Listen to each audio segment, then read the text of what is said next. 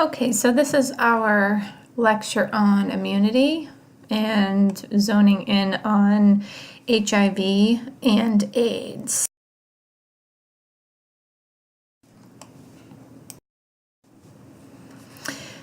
So the concept definition. So immunity refers to the body's protective response to infection and disease. So the body is responsible, the immune system is responsible for reacting to antigens that enter the body, so anything that is like a foreign substance to the body. And it also plays a role in recognizing like malignant cells, cancerous cells, and it's supposed to help to stop the regeneration of cancer cells, like malignant cells. We have two types of immunity. Innate immunity, which is basically like your inherited immunity, like what you're born with, basically. Some of the major cells in your body that are important for your immune system. And you can see them listed there in the little picture. So your macrophages, natural killer cells, basophils, eosinophils, neutrophils, etc., granulocytes. And then you also have something called adaptive or acquired immunity. So this is something that develops after an exposure to an antigen or, virus or, bacteria that your body's been exposed to, and your B cells and your T cells are able to make what we call memory cells. So that way your body remembers those specific antigens or viruses that it has come in contact with in the past. And if you come in contact with them again, your body quickly knows how to get rid of them. So that would be acquired, that you've been exposed to something, and the B cells and T cells can make memory cells to remember the antigen or virus that has caused, the problem in the past. Many, many different components to the immune system. What we are going to really focus more on today is the lymphocytic cells, more specifically the T cells. Okay, because when we're talking about HIV and AIDS, we're going to be talking a lot about the helper T cells. Okay, so you can see them over there in the little picture at the top. So the helper T cells, also known as the CD4 cells, are what are affected in HIV and AIDS. Okay, but you can see all the different things listed here. And they include things like the bone marrow, the thymus, okay? So the T cells mature in the thymus, okay? So the bone marrow and the thymus, those will be producing your lymphocytic cells, which include your B cells and T cells. And again, the ones we're specifically paying attention to today are the helper T cells or CD4 cells. But all these other, organs play a role in the function of your immune system and the ability for your body to be able to fight off antigens and exposure to viruses, bacteria, etc. Concept. So I'm not going to focus too much on the infectious response, even though the immune system is, responsible for the response to infections and antigens. But today we're going to focus more on the immune response because our exemplar is HIV. Okay, so with the immune response, you have either overactive, which is your autoimmune diseases, or you have underactive, which would be like your immunodeficiencies, which would cause abnormal cells, abnormal functioning of the cells. For instance, your Helper T cells can no longer function to fight off infection in HIV. Okay, so things are underactive and they do not fight infection appropriately.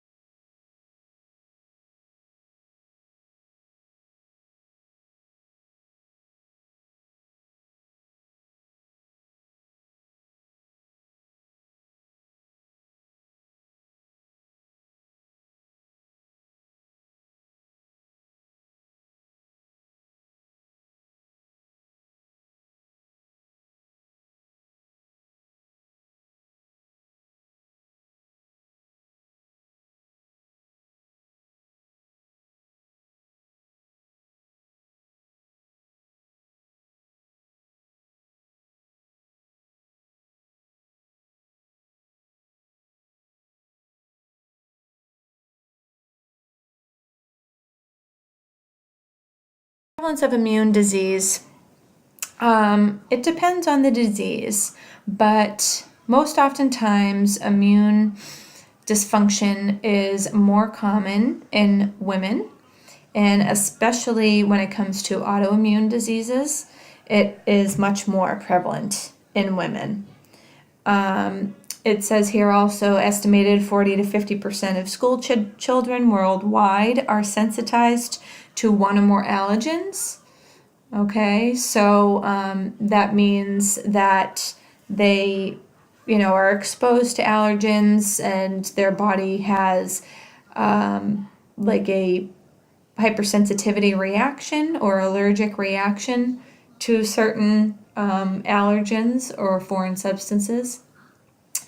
And primary immune deficiencies are seen in approximately 500,000 people in the US. So primary immune deficiencies really aren't that common. That is something that would be, genetically that someone has, for their entire life that they were born with. And you don't really see those deficiencies all that often. And then your secondary immune deficiencies are more common. So that would be your human immunodeficiency virus, HIV, or AIDS. And people tend to have a lot high morbidity, high mortality rates with immune deficiencies because their body is unable to fight against antigens or foreign substances that enter their body.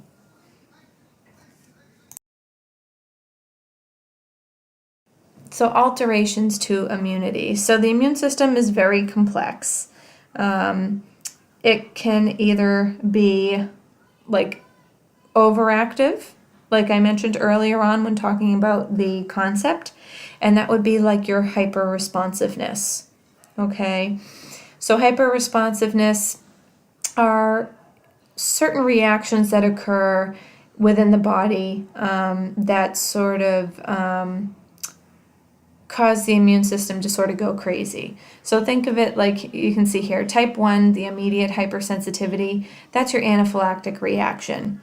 So that is like a full-blown allergic reaction to something that the body can just not tolerate. Okay, so it becomes hypersensitive and the immune functions start to just sort of fire off sort of crazy. I don't know how else to explain it, but it's just hypersensitive. Type 2, cytotoxic hypersensitive, so that would be like when someone has a transfusion reaction, their immune system is reacting to possibly antibodies that are in the blood transfusion. Type 3, immune complex reaction, so those are your autoimmune diseases. So that could be things like lupus. Type 4, the delayed type hypersensitivity. So delayed type hypersensitivity means that someone might come into contact with an antigen and notice, a day or two later that their skin, for instance, has now become irritated in that area. So think of like your TB tests, right? So when someone plants the TB test under your skin, you usually have to wait a few days before you can have that TB test read. And if you react to it, that would be a delayed type hypersensitivity. And then transplant reactions and rejections are also hyperresponsiveness because your body is basically really trying to fight off the foreign organ or whatever it is, foreign cells that it does not recognize as its own. And then you have immune deficiencies. So immune deficiencies are when the immune system is not functioning as it should adequately. So your primary immune deficiencies, like I mentioned on the previous slide, that's congenital, something you're born with. They're really not that common. And the secondary immune deficiencies are really what we're focusing on today, which is your HIV and AIDS. And HIV, human immunodeficiency virus, what it does is it attacks your helper T cells. So remember back in the beginning I mentioned that your helper T cells or CD4 cells are what we're going to be talking a lot about today because that is what is primarily affected with HIV.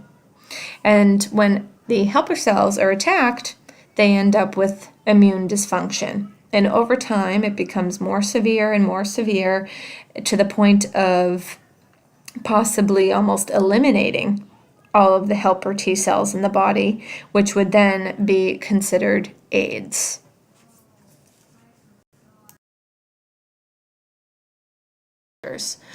So we have non-modifiable, so your genetics, okay, gender, age, race.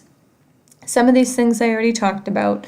So genetics could be things like family history of allergies, for instance, maybe like peanut allergies or something along those lines. Autoimmune diseases, primary immune deficiencies.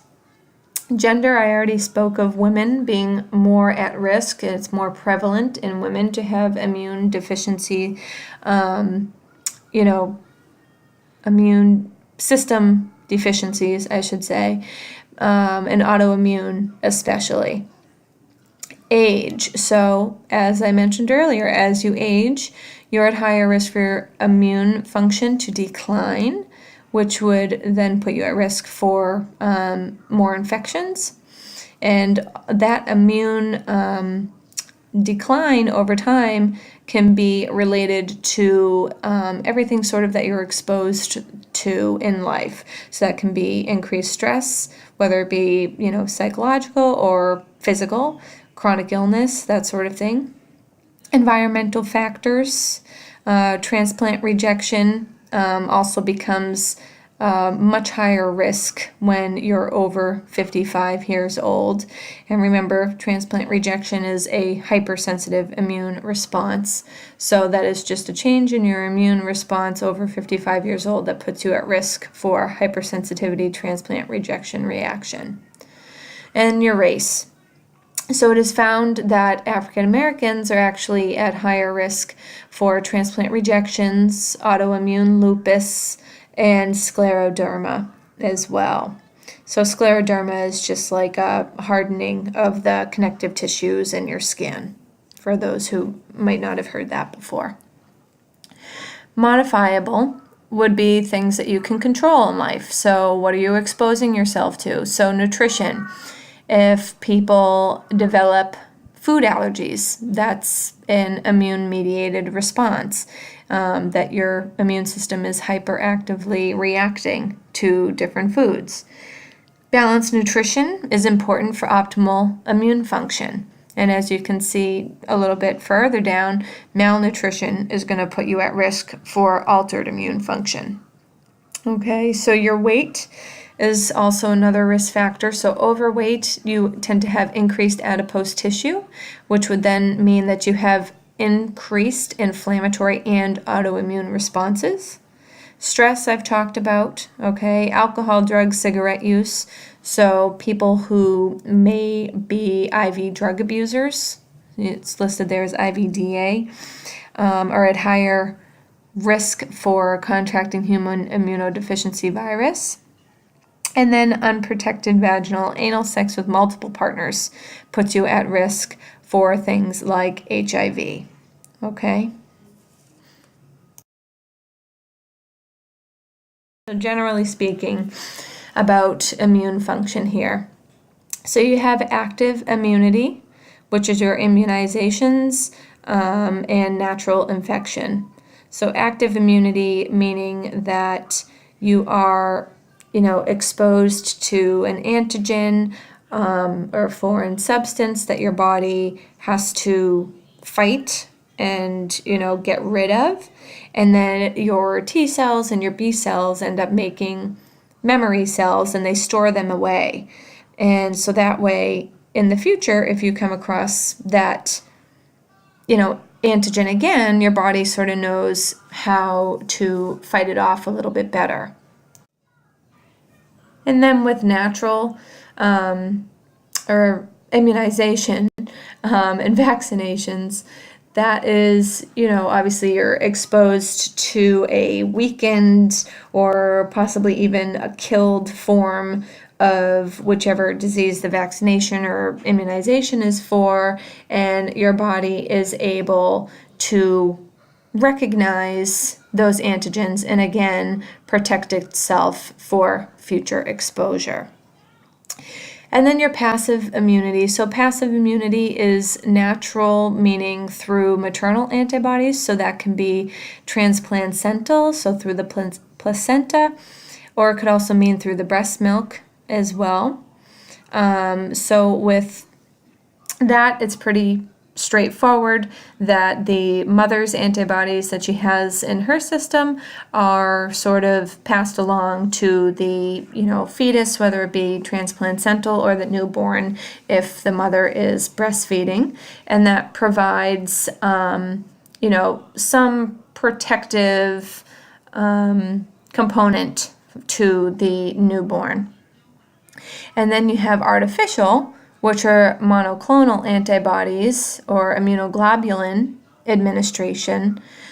So with artificial passive immunity, this is when someone receives blood products that contain an antibody to protect against specific diseases. So with both of these passive immunity sort of tracks, if you want to call them, or methods, they have immediate protection, but it's only short-term protection. Okay, so as soon as the antibodies or immunoglobulins enter someone's system, they're going to start to protect against exposure to certain antigens right away. And with active immunity, it takes a little while, for your body to, whether it be fight off the natural infection or when you get an immunization, the vaccine really doesn't kick in and have, full protective effects for a couple weeks most often. So active immunity takes a little bit longer, and that one will provide you lifelong protection. Okay, so that's kind of the difference between the two.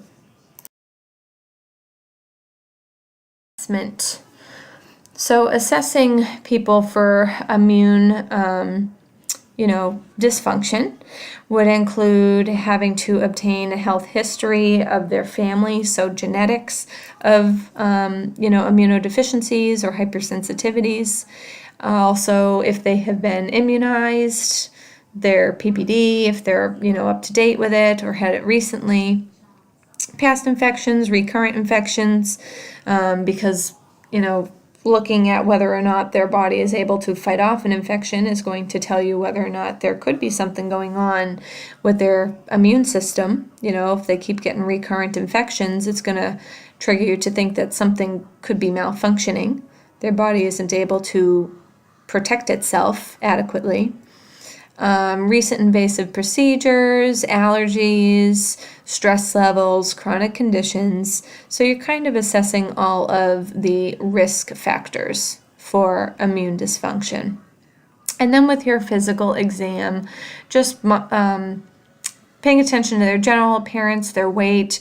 Remember, underweight, malnutrition can put you at risk for immune dysfunction. And with obesity, you have a higher risk for increased immune responses and hypersensitivities. Also, vital signs, again, kind of going hand in hand with temperature here. If they have recurrent infections or current infection.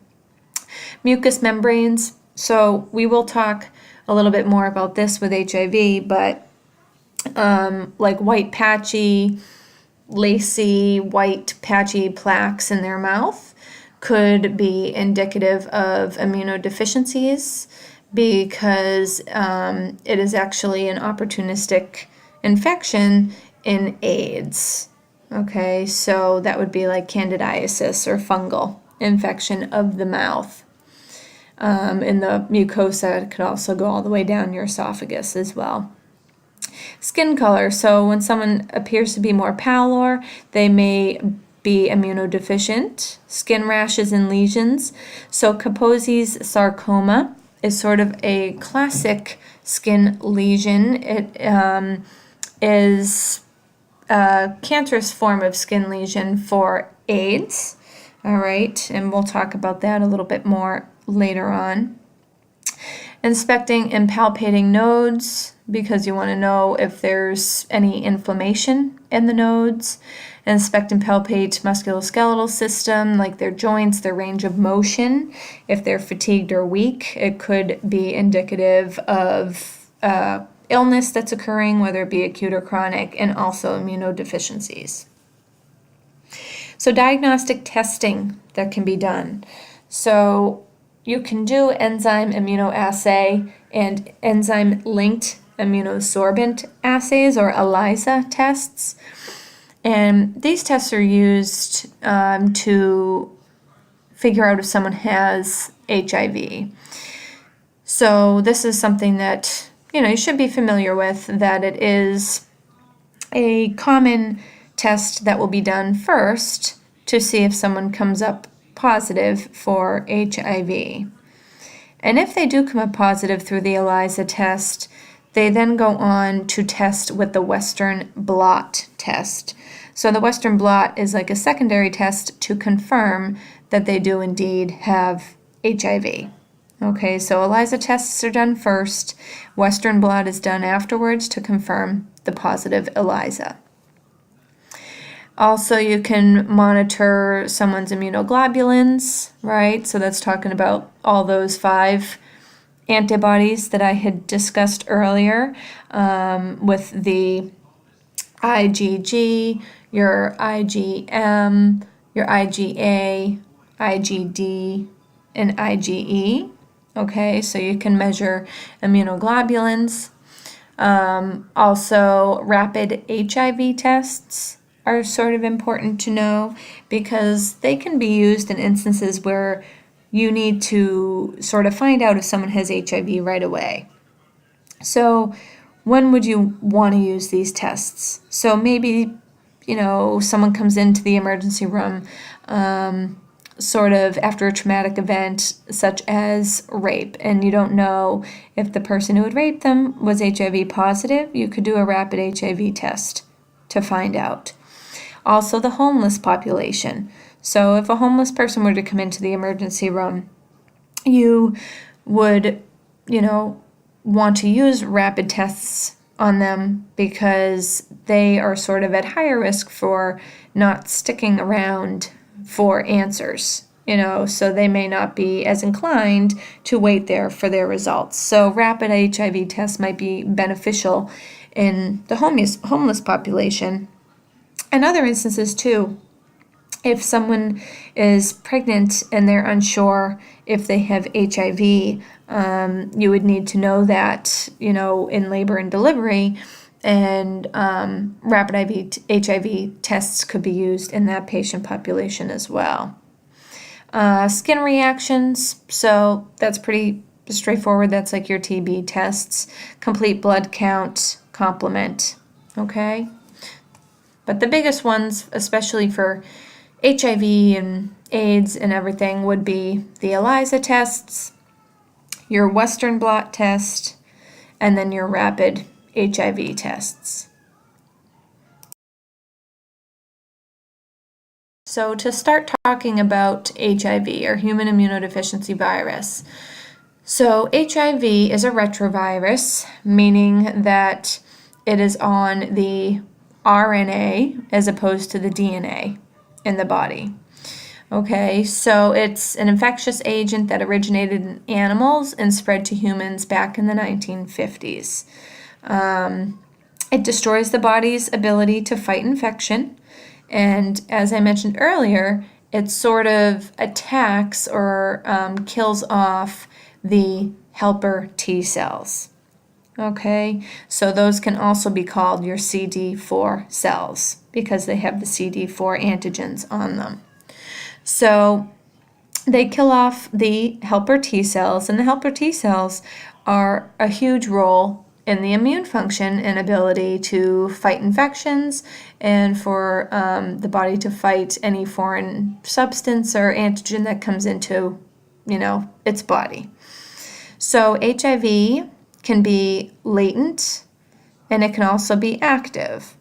So sometimes when we sort of talk about staging in a little while, you'll find that people can be latent for years and possibly even decades, where HIV sort of just lays dormant inside them, but it's not actively infecting them. Okay, if that makes sense. I'm going to play that little video clip here in class for you to see sort of how HIV enters into a cell and replicates itself. But I don't expect you to memorize all of the stages it goes through to replicate itself. I just want you to understand the different stages, because that comes into play with the medication treatments, because certain medications play a different role in what stage they are interacting the HIV virus at. And HIV can progress to acquired immune deficiency syndrome, so AIDS. So HIV is the virus that causes AIDS. Okay, so you can't have AIDS without HIV.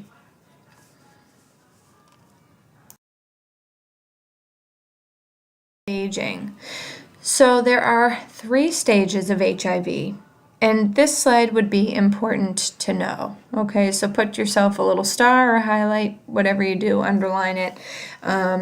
This is important because this sort of tells you how advanced someone's HIV virus is in their body. So in stage 1, this is their acute infection. So HIV has, entered their body, it's entering their cells, and we can monitor their CD4 count, or their, helper T cells. And the CD4 count, when it remains greater than 500, they're still in stage 1. So greater than 500 means that their immune system is still able to function pretty well. All right? So the higher the CD4 count, the better immune function you have. So in stage 1, like I said, your acute infection, your CD4 count remains elevated above 500, and usually they're pretty asymptomatic. If anything, they're going to complain of having flu symptoms, okay, and it usually doesn't start to present those symptoms until a few weeks after the infection has been acquired. Okay, so there's a little bit of delay, but people are still able to transmit it before they show any symptoms. Okay, so that's stage 1. Then you have stage 2. So this is your latent period I was talking about. So this stage 2 can, someone can stay in this stage for a long period of time, years to decades. In stage 2, the CD4 count starts to drop. So you can see here the CD4 is between 200 and 499. So this is telling you their immune system is starting to decline. It's starting to dysfunction. It's starting to not work as well anymore. So they again will be asymptomatic in this stage, okay? The HIV replicates at a very slow rate. And if people are on, medications for treatment during this stage and they adhere to their treatment and they're compliant, then that is when you can see them really stay in this stage for a long period of time, okay? Because it helps to slow down the replication rate even more when they adhere to their medications. And then you get to stage 3. So stage 3 is AIDS, okay? This is when your CD4 count is less than 200. All right, so AIDS can be defined as a CD4 count less than 200. So when this happens, your immune system is severely depressed. Okay, it's not functioning. It is very, very deficient. So when your immune system is that poor and functioning that badly, your body's going to be very susceptible to infections that are called opportunistic infections. Okay? So opportunistic infections simply means that they are infections that occur in people who are immunodeficient that would not necessarily occur in people who have normal immune systems. Okay, so that's what opportunistic infections means, that it is occurring in people who have an immunodeficiency, and people with normal immune function and systems would not develop infections from the pathogens that cause infections in these people. Okay, so once someone is diagnosed with AIDS, with a CD4 count less than 200, their body, as I said, is now susceptible to all these infections, which then puts them at higher risk for mortality. So their survival time after AIDS diagnosis is approximately 1 to 3 years. Okay, I'm not going to say that that's for everybody with AIDS, but that's just the approximate. So their body is at huge high risk for infections, and it's usually a multitude of infections, recurrent infections, that ends up with their demise.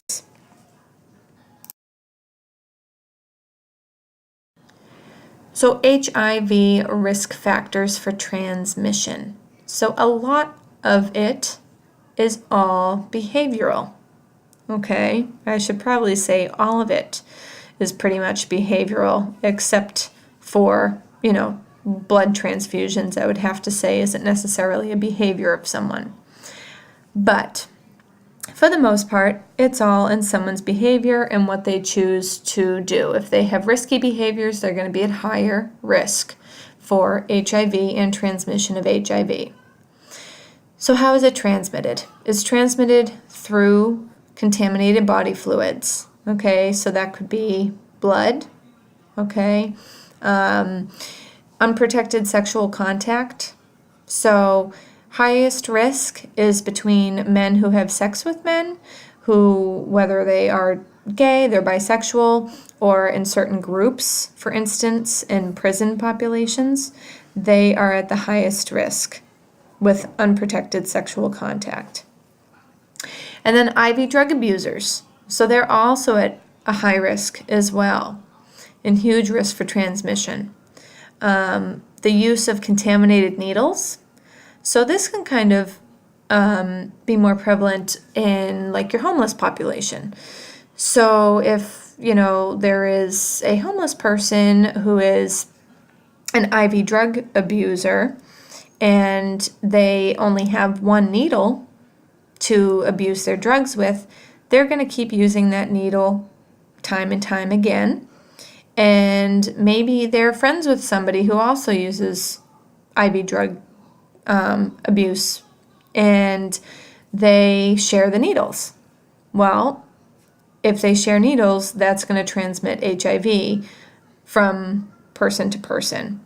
So when sharing needles, if that is something that someone is, probably going to do or at risk for doing, it's important to educate them how to clean their needles after use. And the recommendation by the CDC is by using bleach to clean needles. Okay, so that is supposed to get rid of the HIV virus if the needles are cleaned with bleach, or at least help to minimize transmission anyways. Multiple sexual partners. So the more sexual partners you have, the higher risk for transmission, especially if it's unknown, because you won't know if someone is HIV positive. So the more partners you have, the higher risk you're at. Pregnancy and breastfeeding, mother to baby. So if a mother is HIV positive, she can actually pass the virus to the baby. So it's important to know that information for women who are pregnant, and also if they are breastfeeding, it's really recommended that they do not breastfeed their child. Blood transfusions. So this is not so common anymore, but back in the day before 1989, blood transfusions had a risk for being contaminated with HIV because there wasn't as much of a rigorous screening process for those who would donate blood and everything. So that has pretty much been eliminated in this day and age, but in the past, it has been, a mode of transmission, just strictly because the blood transfusions, the blood products were not screened very well. So the risk is very low. You can see it's about 1 in 1.5 million, okay? And then a small risk for occupational exposure. So occupational exposure is pretty rare. It really doesn't happen that often, especially with safe practices and things that we have in place now, with the safety needles that you can just sort of cap them, with the one-handed scoop method, like that sort of thing. We've sort of learned how to be safer with needles. So if you are exposed in the occupational setting, usually your hospital or facility will have a protocol in place as to what to do for occupational exposure. So that could be like notify your supervisor, notify your employee health, possibly even infectious disease doctor sometimes. And you want to get tested as soon as possible, and also have the patient tested as well. That is, if you know the patient. And that's pretty obvious for a needle stick. You'll know that, if you were just giving an injection, you stuck yourself right afterwards, you would know that patient is the person that you were just exposed to. But there have been instances where maybe you're putting a needle into the needle box and you don't realize how full the needle box is, and you accidentally poke your finger on an open needle in there. How do you know which needle that was or who it came from? So if you know who it came from, you try to get them to be tested, but it is voluntary. So they have the right to refuse if they do not want to be tested for HIV and, hepatitis and all of that. So, in a perfect world, the patient would be tested, the employee who got sick would be tested, all right? And then it is highly recommended that the employees start treatment with the HIV medications or highly active antiretroviral therapy pretty much as soon as possible. Within hours would be optimal, and within a couple days is sort of like the maximum amount of time to be able to start treatment. And it is a pretty rigorous treatment. People have to be aware of that. It's a stressful time, so they may have some sort of like counseling or support group to help them through it. And the treatment could be at least 4 weeks and up to a few months. So prevention for HIV. So prevention is basically eliminating the risky behaviors. So as you can see, it says here, there is no safe, effective immunization at this time. I know that I have read things about them trying to come up with an immunization vaccination for HIV, but nothing has really proved itself to work at this point. So education, counseling, behavior modification is kind of your number one. So educating about sexual activity, safe use of condoms, injection drug users, like I mentioned earlier, no sharing needles, cleaning needles with bleach if they do decide to share their needles. And there are also places that do needle exchange programs. So needle exchange programs are places where people who are IV drug abusers can actually go to these places and get rid of their dirty needles and get a clean one. And then avoid exchange of body fluids. So that would be for people, living at home, educating them not to share razors. If they know they have HIV, not to get a tattoo, because, that could just transmit it from, their tattoo equipment, their needles there to somebody else. And that can also happen in the prison population as well, because sometimes you hear of prisoners, giving themselves tattoos in prison, and they're probably not cleaning their needles all that well between each use. Standard precautions. So overall, it's just standard. We really don't have to take any huge precaution unless if there is a risk for exposure. So you would want to use your barrier precautions or additional PPE if you are going to have exposure to someone maybe who is, splashing blood, splashing infected, mucosa like saliva and stuff. If someone's like spitting at you and that sort of thing, you may want to just put on some extra protective personal equipment. I already mentioned that HIV testing is voluntary, so you can't just test everybody, but you do try to test people who you may have sustained a needle stick from or may have been exposed to it from. And then your post-exposure prophylaxis. So I talked about this on the previous slide. Okay, it's what you do if you're exposed in an occupational setting. Okay, and that's notify your supervisor, employee health, start your treatment right away. So within a few hours is optimal, but within a few days is acceptable. It's at least 4 weeks of treatment and some counseling because of the stressful situation for the employee. And I mentioned already, clients may refuse to be tested if they want. So clinical manifestations. So with stage 1, as mentioned earlier on the staging page, they're flu-like symptoms.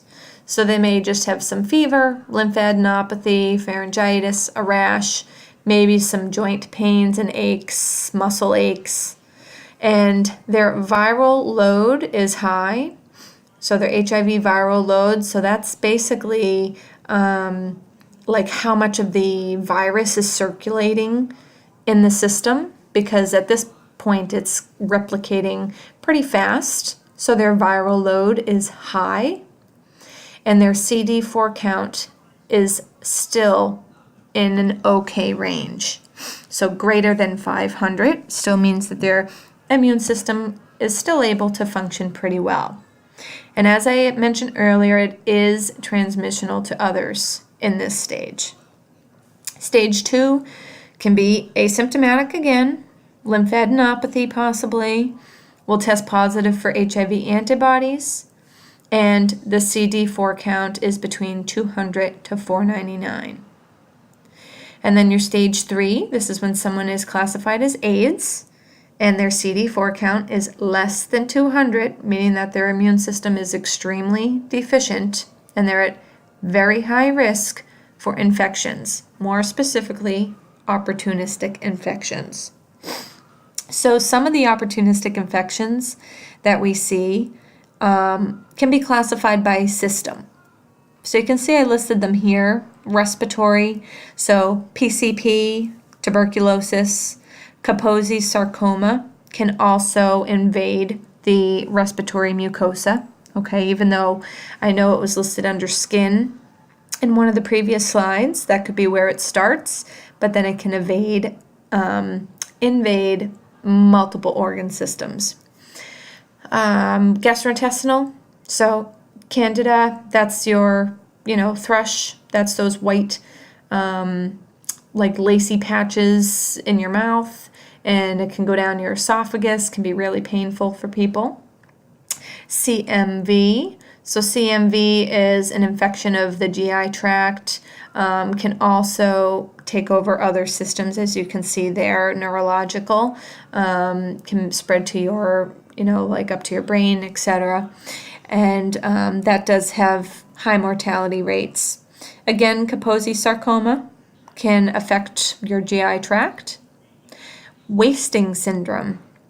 So wasting syndrome is when patients are losing a lot of weight, okay? They start to sort of, like it states there, they start to sort of waste away. And this is oftentimes due to malabsorption issues. They're unable to absorb nutrients, so they may be on like vitamins and that sort of thing to try to optimize their absorption and their nutrition. And also they have chronic diarrhea when they have AIDS. So the chronic diarrhea can also lead to decreased weight, electrolyte imbalances, and wasting syndrome. So those are kind of your classic signs for GI problems. Neurological, so I mentioned the CMV, cryptococcus, which is meningitis. Okay, so your cryptococcus neoformans meningitis, basically your signs and symptoms of meningitis. So that would be like the knuckle rigidity, right? So you're unable to touch your chin to your chest, kind of like the classic sign of meningitis.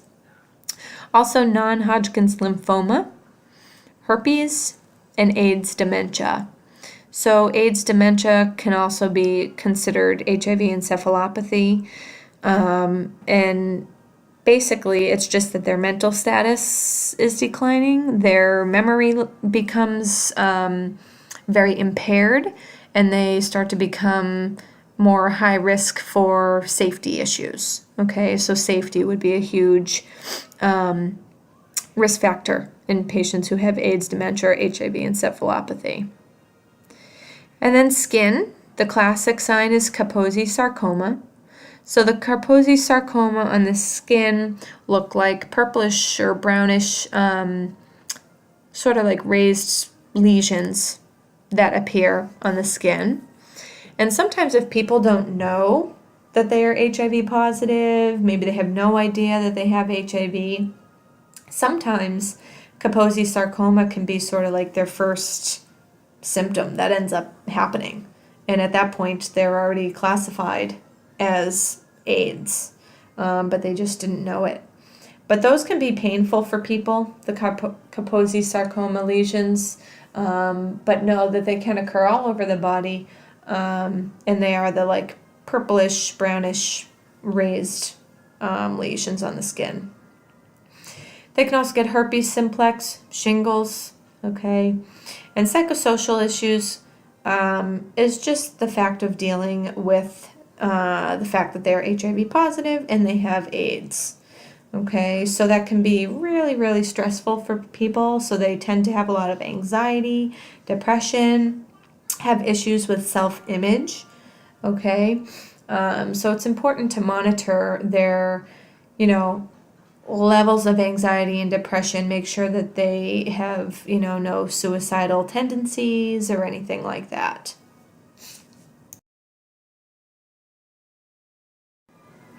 So in class, I am going to have you just, put together a short little like concept map type thing for each of the opportunistic infection categories, so like respiratory, GI, neuro, skin, and we'll discuss that together.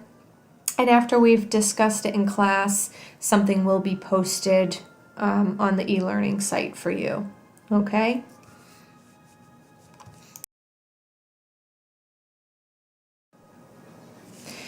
All right, so the treatment of HIV. All right, so your treatment is the highly active antiretroviral therapy, or HAART for short.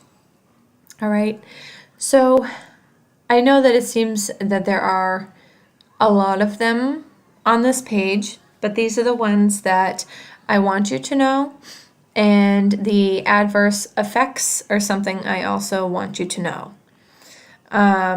We'll discuss the nursing considerations in class as well. But just to briefly overview them right now, I would like to discuss the different classifications. So all of the classifications here tell you what stage in the HIV replication they inhibit or they act on. Okay, so the video that we will have watched in class about HIV replication, you probably will see that there are many different stages that the replication undergoes. And these medications act on different stages, okay, to stop the replication of HIV. So the nucleotide reverse transcriptase inhibitors, so NRTIs. So this would be your lamivudine and zidovudine. So something to know about these medications is that they can cause bone marrow suppression. Okay, so that's important to know, because if someone is having further bone marrow suppression and their body is already, dysfunctioning from an immune standpoint because of HIV, they're going to be at huge high risk for infections, right? So we want to make sure, as nursing considerations, to monitor the CBC counts, right? Complete blood counts. You want to monitor all of their, cell counts, like their neutrophil counts, etc., all of that, to see if they are having bone marrow suppression and at high risk for infection, or maybe high risk for bleeding if they're having an effect on their platelets, like thrombocytopenia or something like that. Okay. Zidovudine, it is one that actually be used in pregnant women. So the zidovudine can be used to treat pregnant women who want to sort of decrease their risk of transmission to the child. And again, it is important to monitor for bone marrow suppression. So then you have your non-nucleotide reverse transcriptase inhibitors, or NRTIs. And an example of NRTI is your efavirenz, okay? And this again can have some effect on bone marrow suppression in the sense that it can cause neutropenia, okay? Possibly anemia as well. So kind of same thing here, nursing considerations, monitoring your CBC counts, your complete blood counts. Your protease inhibitors, so ritonavir. So ritonavir can cause an increase in your triglyceride levels, can put you at risk for hepatitis, all right, also hyperglycemia and paresthesias. And the asthenia, or just simply lethargy, weakness, lack of energy, isn't as important. But what I do want you to know about PIs, or ritonavir, protease inhibitors, is that it can increase your triglycerides, okay, put you at risk for hepatitis and hyperglycemia. Okay, so nursing considerations for ritonavir would be monitoring your triglyceride levels, monitoring for signs and symptoms of hepatitis. All right, so think back to your hepatitis lecture, what someone may present like, right? They might have a little bit of maybe flu-like type symptoms. Maybe they have their right upper quadrant pain, tenderness, all right? And hyperglycemia, so monitoring for their glucose levels. And then your fusion inhibitors, so enfuvirtide, it can cause patients to have pancreatitis and also bacterial pneumonia. So it's important to watch your amylase, your lipase levels, okay, for pancreatitis. And bacterial pneumonia, you're going to monitor for signs and symptoms of respiratory infection. So what could those be? Things like dyspnea, maybe shortness of breath, productive cough, low O2 sats. There's a multitude of them. But monitoring for signs and symptoms of bacterial pneumonia. And then your antiretroviral CCR5 antagonists, or Maraviroc, is the one that I want you to be familiar with. So Maraviroc can cause patients to go into acute heart failure. Also at risk for myocardial infarction as well. So if somebody already has, a history of cardiac disease or MIs, heart failure, these medications may not be a great choice for them because it could put them at higher risk for heart failure and MIs. Also at risk for cirrhosis and liver failure, stroke, and rhabdomyolysis. So, general nursing considerations, kind of straightforward. I mentioned already knowing their history of heart disease, monitoring for signs and symptoms of acute heart failure. All right, so to review those again, that could be your shortness of breath, your dyspnea, maybe crackles in the lungs upon auscultation, low O2 sats, maybe they have a change in mental status because they're confused because of poor oxygenation. Maybe they develop some jugular vein distension, some edema. All right. Your myocardial infarction, monitoring for signs and symptoms of MIs. So that could be your classic chest pain, maybe radiating chest pain in women, possibly the nausea, vomiting, sort of vague chest pain, okay, scapular pain. Cirrhosis and liver failure, monitoring your LFTs or liver function tests, okay, ensuring that they're not going to be elevated. And again, signs and symptoms of cirrhosis could be, again, some tenderness in that right upper quadrant that happens. Signs and symptoms of stroke are important to watch for if this medication is going to put them at risk for stroke. And rhabdo. So that would simply just be monitoring like their CKMB levels, because that's basically like a breakdown of their muscles that cause a leak in their CK levels. So the CK levels are going to be elevated, or creatine kinase levels elevated in rhabdo. Considerations for patients with HIV and AIDS. So these are a list of problems that could pretty much apply to anybody with HIV and AIDS. So nursing considerations for fatigue. What would you do for someone who's fatigued? Let them rest, maybe pace out their activities, don't do everything at once. Okay, simple things like that. Pain, so ensuring that they have some sort of pain control. Maybe they're on pain medications, depending what their pain is from. Like sometimes with the Candida thrush, fungal infection of the oral cavity and esophagus can be extremely painful for people. So you can give them, nystatin wash to sort of drink to coat their mucosa lining. So things like that. Disease susceptibility. So that is your opportunistic infections risk, right? So what are we going to do to help prevent infection?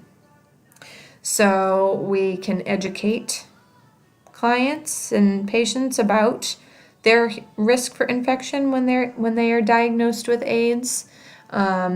We can educate them about the different types of infection that they are susceptible to, how to avoid them.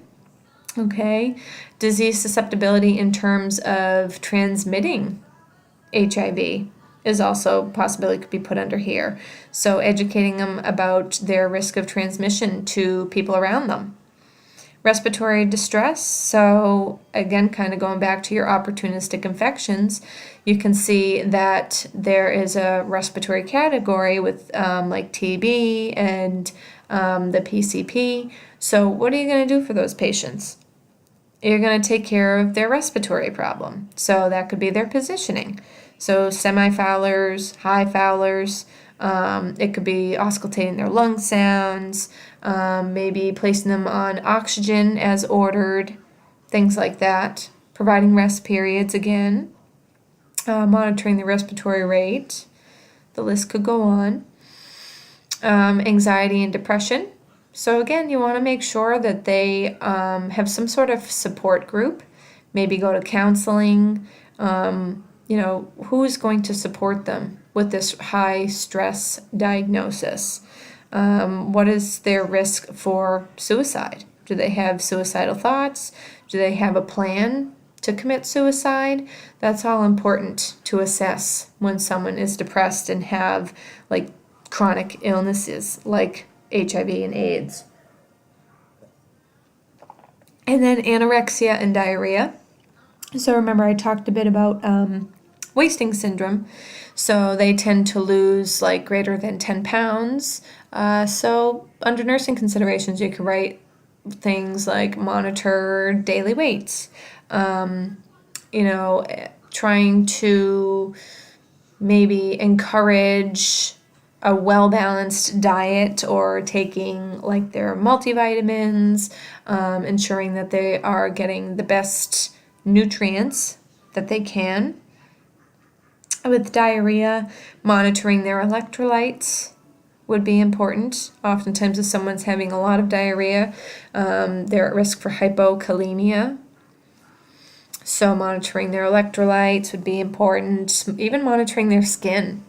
I know that where I work, we every once in a while have this one patient who has AIDS that comes in, kind of like a frequent flyer, and he has, basically all of these problems that I'm talking about here, and diarrhea is one of them. And a huge thing with him when he's in the ICU is making sure that we are really taking good care of his skin. Because if someone's having, chronic diarrhea, their skin could really be affected from that, like incontinence dermatitis and ulcerations, and it can really become very inflamed and painful to them. So providing good skin care is also important for these patients as well. All right.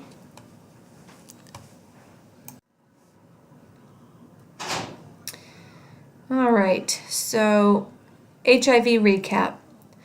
So human immunodeficiency virus is what? It's a retrovirus, meaning it's in the RNA as opposed to the DNA. Okay? There are 3 different stages. The first stage, your CD4 count is going to be above 500. Okay? So that means that your immune function is still pretty good at this point. Your CD4 count is greater than 500. Your viral load is going to be high because HIV is replicating rather fast in this stage. Okay, so you're going to have a higher viral load. And then your clinical manifestations are going to be things like flu-like symptoms. Okay, maybe severe flu symptoms. Someone feels really achy. Their joints, their muscles feel achy. All right, sometimes they may not even have really any symptoms at all. They may not know it. So in this stage, it is transmissionable, so they can transfer it from themselves to other people. Second stage, so your CD4 count is where? It's going to be between 200 and 499, right? So this is your latent phase. So your HIV is replicating at a slower rate, okay? So in this stage, people can be in this stage for years to decades, all right, long period of time, especially if they are adhering to their treatment. And they are oftentimes asymptomatic as well. It may just have some lymphadenopathy. Third stage. So this is when your CD4 count is less than 200. So when your CD4 count is less than 200, you are classified as AIDS, okay? The disease is classified as AIDS. So this means that your immune system is severely deficient. It's a higher risk for mortality. Remember I said there was like a few years lifespan expectancy. And huge high risk for opportunistic infections. So transmission, how is it transmitted? Through risky behaviors, right? So we talked earlier on about risk factors such as men who have sex with men, multiple sexual partners, people who are IV drug abusers, especially if they're sharing needles, right? Pregnant women, the risk of transmitting it to their unborn fetus, and also if they are breastfeeding in their newborn, the risk for transmitting through their breast milk. Also receiving blood transfusions prior to 1989. Since then, our screening has become much more rigorous when donating blood and everything. So there's a lot less chance of blood transfusion transmission at this day and age. And then there is also a low risk for occupational exposure as well. So remember, with occupational exposure, it's important to notify your supervisor, nurse manager, etc., employee health. Try to get tested yourself and also get the patient tested if they will consent to testing, and then start your highly active antiretroviral therapy as soon as possible. Okay, that treatment will last at least 4 weeks and provide counseling support for the employee. So prevention, what are you going to do to prevent? Education is huge. You should educate your clients on the prevention and risk factors for transmission, etc. So this would be like your behavior modification. So safe sex practices, limit your sexual partners, don't have multiple sexual partners. Safe use of condoms. Also, people who are IV drug abusers, don't share your needles. Clean your needles. Remember, I mentioned the CDC recommends that needles be cleaned with bleach. Also, things like educating pregnant women that they are at risk for transmitting HIV to their unborn fetus. So oftentimes pregnant women will be on zidovudine while they are pregnant as part of their HIV treatment to help reduce the risk of transmission to their baby. Also educating them about the risk for transmission through breast milk. Okay, and then occupational prevention would be things like your standard precautions, adding additional PPE if there's a risk for splashing or a risk for exposure to contaminated fluid. Okay, and also educating patients, just in their home environment. Things such as not sharing items that could possibly risk transmitting the infection to someone else, like sharing toothbrushes, sharing razors, things like that. Your opportunistic infections. So these are all listed on one of the previous slides.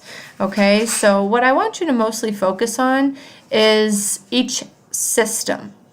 Okay, so yes, I want you to understand that PCP is a respiratory opportunistic infection, but I don't need you to know all the details of PCP.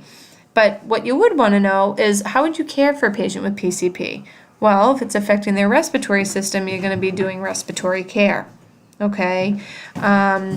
Also things like their GI problems, if they have wasting syndrome, that's losing like up to 10% of their weight, rapid weight loss, they have very bad absorption, so very malabsorption, they have poor nutritional status, they may not be eating adequately, so you want to really try to provide them with a balanced nutrition. You also want to monitor, like if they're having their chronic diarrhea, their electrolytes, that sort of thing. And then same with like neuro stuff, like your age dementia, HIV encephalopathy, the other word for that. You would want to ensure a safe environment, monitor for changes in mental status, confusion, agitation. So just sort of like the general, nursing care that you would do for these patients when you know that they have these sort of infections. So I don't expect you to know the details about each opportunistic infection. I want you to focus more on what would you do as the nurse if you're caring for these patients with, wasting syndrome or PCP and things like that, like I've mentioned. Okay. Pharmacological therapy, so that's the chart, okay, with the highly active antiretroviral therapy, or HART. I do want you to understand the medications, that most of them have some effect on bone marrow, right? So like the NRTIs can cause bone marrow suppression. Your NNRTIs can cause some neutropenia, etc. So kind of like those big things that I mentioned while going through that chart would be important to know. And what do you as the nurse monitor for patients who are taking that medication? And one thing too to realize with HART therapy is that patients are oftentimes on multiple medications. So they can be on like 3 medications at a time for their treatment. And that's because, remember, each classification of medication has a different role in stopping the replication of HIV, right? So remember when I talked about the various stages of HIV replication, the medications sort of have their own role to interact or inactivate certain stages of the replication. So when patients are on more than one of these classifications of medications at once, they have a higher chance that their HIV replication is going to be decreased, okay? And these days, there are some newer medications that are starting to come out as well that are combination of these medications. So they're like 2 of the medications in one pill. And the reason for that is there's a lot of issue sometimes with compliance for these patients. If patients have to take multiple pills throughout the day, because it's a really strict sort of treatment that you have to adhere to, they may decide that they are sort of just done doing it. Maybe they don't want to do it anymore. Maybe they can't afford it anymore. Maybe they don't have great access to health care, so they decide they're just going to stop taking things. It's important to educate them not to do that, because their body can actually become resistant to some of these medications. So eventually, if they're doing that, the HIV virus is not going to respond well to those medications. So it's important to educate patients about adhering to their treatment regimen. Gone through in class, so I'll let you circle all of that on your papers in class. Important things that you should really focus on from this lecture is basically everything from the recap slide, okay? Certainly know all of the stages and the transmission, prevention. It's also important to know the nursing care of opportunistic infections. And again, we'll be doing a very short activity in class to go through the opportunistic infections once again, so you should have those available to you, and I'll sort of post like a recap of each one from each group on the e-learning site, so you'll have that as a reference for studying. And then also your pharmacological treatment is important to focus on as well, so that chart that was a few slides back. All right, so that is everything. If you have any questions from this lecture, feel free to email me. But again, you'll be hearing it all in class as well. All right, thank you.